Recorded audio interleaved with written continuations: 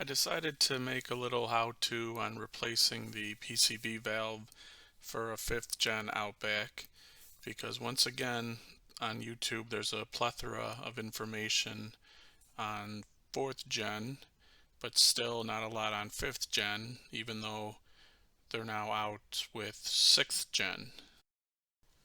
Here's the tools you'll need. Flathead, new hose, a new PCV valve, 3/8 ratchet, some extensions, and a 19mm deep well socket. Optionally, you could use a 9mm socket and a 1/4" ratchet to take off the hose clamps as opposed to using the flathead. And then if your hose doesn't want to come off, like mine didn't, you may need some long needle nose pliers and something to leverage them against. So you could possibly reuse the hose, but only if it comes off cleanly, which you'll see later on mine did not. It's very easy to get access to it. You just got to take off these 3 points I have outlined here. The hose clamps, again, you can either use your flathead or 9mm socket.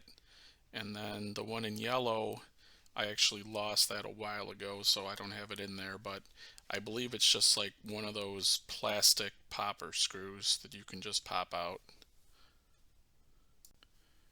Once you got those 3 things off, then you can just kind of pop it off there.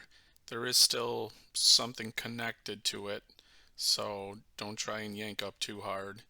And then I just kind of laid it like you see here in the picture, and that's good enough to get you access to the PCV valve. Once you have that piece off, you can then see the PCV valve there. That's at the bottom yellow arrow. You can pull the hose off, see if it comes off each side easily.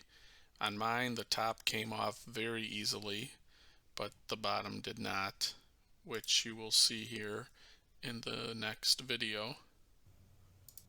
Came off of this side very easy. This side, I can turn it 360, but yet when I try to pull up, it just does not want to come up. How could it not come off of it if it's completely free here? I don't understand. And I did not understand until I then used needle nose pliers and something to leverage them against, and I was able to pop it off, and you'll see the aftermath here in this following video. So the reason I couldn't get it off the other nipple is because this is super hard. And here's a new one. You can see you can easily apply it here. It's just rock hard. Although the other end is still pretty pliable, but that end, this end is rock hard. So I actually, to get it off, I just had a pair of long needle nose on it and then kind of used this to put it under to kind of pry it up, and then it of course snapped off in one violent motion, but it is now off, so I should be able to now remove the old one out of there.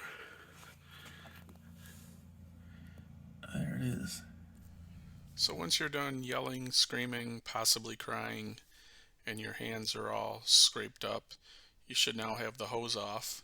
So now you can just use your 19mm deep well socket, your extensions, and your ratchet to thread out the existing PCV valve.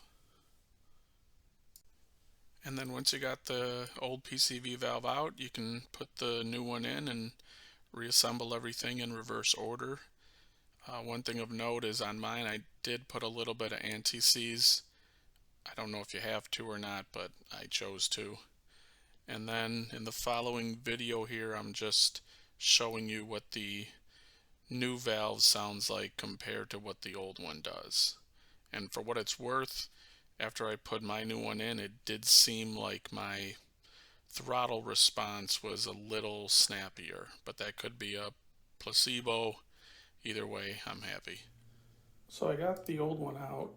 It still does move, but not quite the same sound as a new one, so I don't really know if anything was wrong, but after 250 some thousand miles, wouldn't hurt to replace it anyway. So here's what a new one sounds like, and here's what the old one sounds like.